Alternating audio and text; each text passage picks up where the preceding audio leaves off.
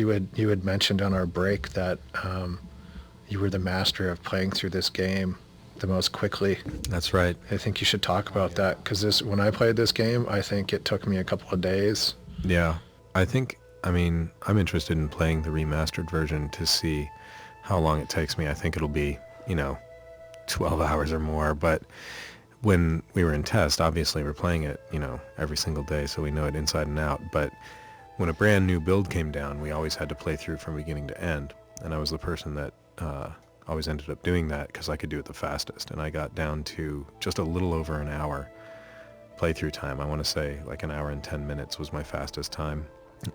Yeah, it was something else. I mean, I knew the whole game, like instinctually, and now I barely remember any of it. You must have been able to skip through cutscenes or something. Oh yeah, you can. Yeah, and you can skip dialogue too. I think the cutscene tape that we received, so we could watch them, I want to say it was almost 2 hours long. Oh, it was cool. It was like an hour and 45 minutes or something. That's yeah. really Good cool. Lord.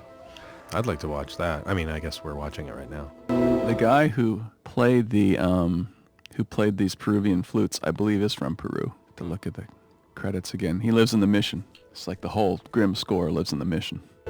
And it's also spiritual in the way that it feels. That's how you feel like you feel like this is the end of the game, because when you get to the part in the story where like people are in the clouds or in the heavens, and you start to hear the pan flute music, Right. you're kind of near the end of the story somehow. Right. But then you go back and there's a whole nother year, which creates a feeling of the game being super long. Like I'm playing Mario right now, and there's more and more levels. After the end of the story, there's more and more, which makes it feels really long. But if it ends at level 5 and then there's 2 more levels. But if you had 7 levels, people wouldn't appreciate it. But if you ended at 5 and then you have there's more levels, it feels really long. It's like it's the encore effect. I remember what you said once about playing, I think it was the Day of the Dead theme, and you got the band to play it, and then you asked them, like, hey guys, would you, something you might play, like in your own band? And they said, maybe on Halloween. That's right.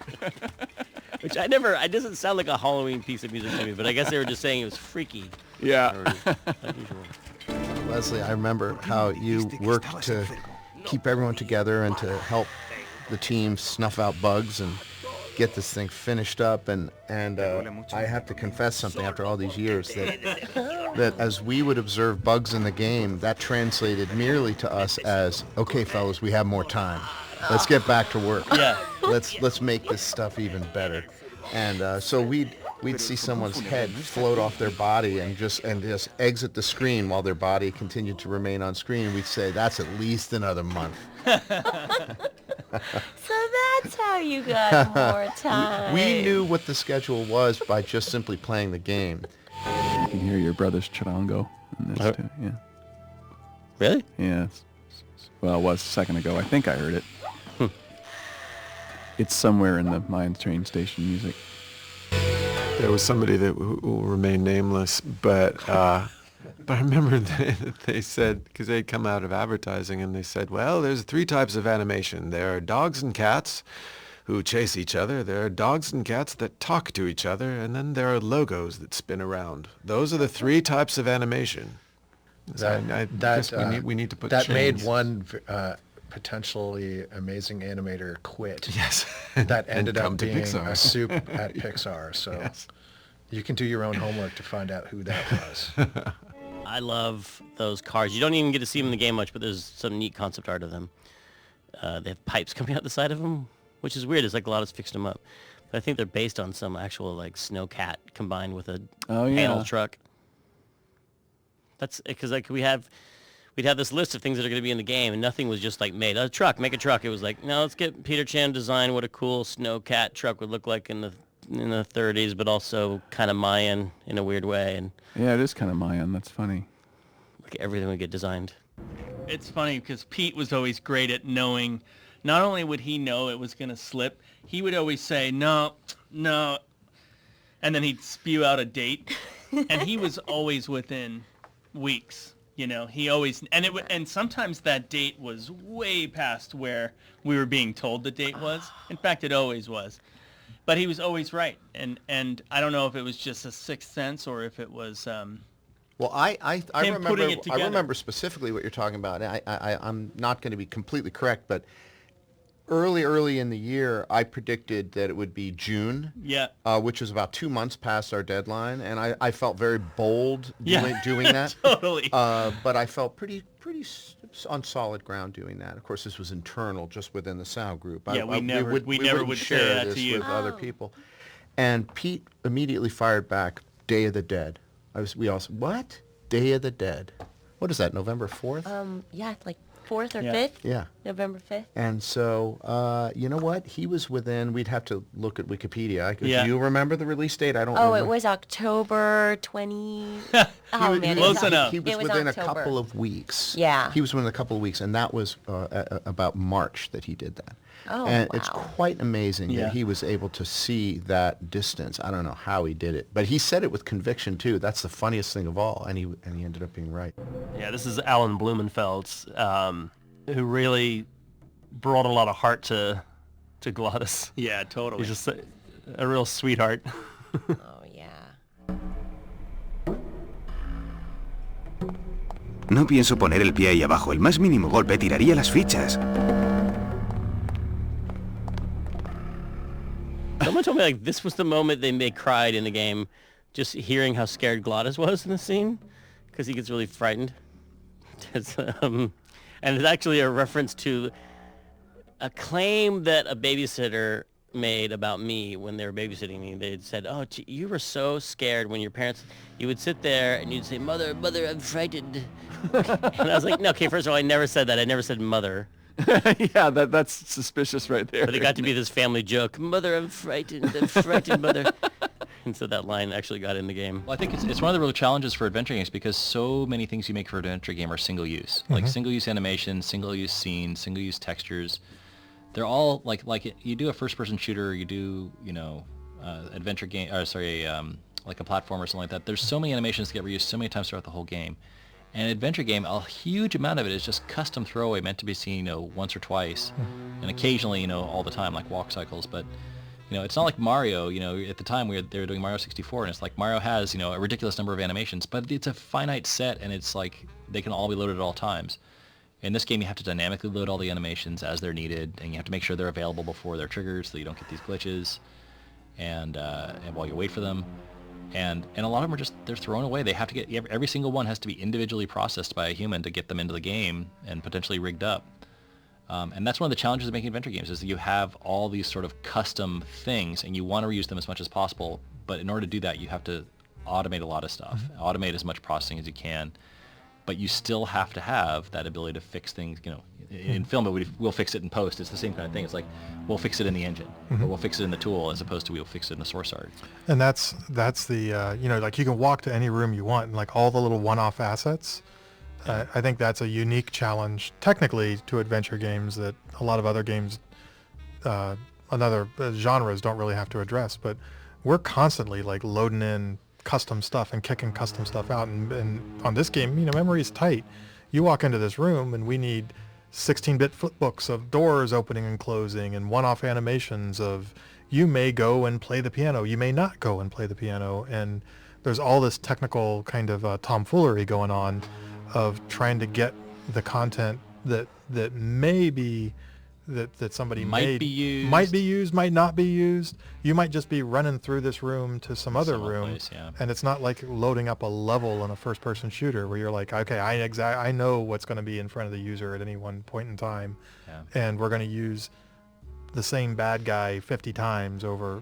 So I just need to get the stuff to run the bad guy in memory. This was this constant dance of like just-in-time loading and management of stuff, because you could walk into this room and spend 10 minutes in this room and explore every bit of content that this room could offer you, or you could just be running through on your way to somewhere else. Back to this other puzzle. Yep. Yeah. Tim, how come you know so much about neurosis and psychosis? It's really I don't know if this is quite all. striking. I don't know if any of this is legitimate psychological knowledge or just what I learned from movies. Well, speaking as sort of a crazy guy myself, it rings true to me. I think I offended Tim once when I said, Tim, you should write scripts for movies. This is such a great idea. And Tim said, I I make video games. I want to make video games. Why are you telling me to do something different? And I felt bad. You cried that time? No, I only cry at night, late at night. But I mean, Tim was often at the office at nighttime. I remember him. Oh yes, locking his office door and me trying to peek in between the curtains he laid over top of the glass, and he would be in there for days. Wow. Yeah. Yes. When he finally got down to doing the dialogue stuff, I remember that it was always like a pressure valve that blew on him at one time or another, and he would just lock himself in and churn out this amazing dialogue. No, I mean, I think Tim was a very intimidating person. To try and be funny around Tim was hard because he was so funny, and I never felt like I kind of rose to. I relied on my funny Canadianness, right, and my looks. That was enough. I think it was, yes, your biting wit. I think I bested him one time with a facial expression that was not intentional. What was the expression? Can you do it for the people on the commentary? You'll see it in the game if you look hard enough. Good Lord. Amazing. But it was great. I mean, Grimm is definitely still sort of the most satisfying project I think I've ever worked on. It was just a lot of fun, and you know, the Cuban actors, American actors, Irish actors, a guy from Hungary, you know, just all over the place, just to bring that sort of diversity to it. I remember some trickle-down drama from upstairs in the test pit towards the end where things didn't seem to be getting done as fast as whomever wanted them to be getting done, you know. And I just remember, like, there was some question as to whether or not we'd have to cut a bunch of scenes or even a whole year from the game, you know, or something, because stuff wasn't coming in. That was terrifying. Yeah. Actually, I think it was funny when you came in and you were all excited about working on this game. Like, I really like adventure games. I want to do this kind of thing. I want drama in games. And I think about Telltale, and it's like, okay, yeah, that's pretty much in keeping. It was a long time ago. But I remember when you came in, it was like your game that you had worked on was like a helicopter game. Where you Helicopters. Helicopters. Yes. And it was like as far different from this as you could possibly imagine a game would be. And I would not have imagined that a person who worked on helicopters was actually interested in adventure games. There weren't any games like this. All I wanted to do was play with little people and computers, and I had gotten to the point where I almost ended up working on a baseball game because that was the closest thing I could find to little people and computers. And that's when I saw this. I was just like, it doesn't matter. I have to work on this.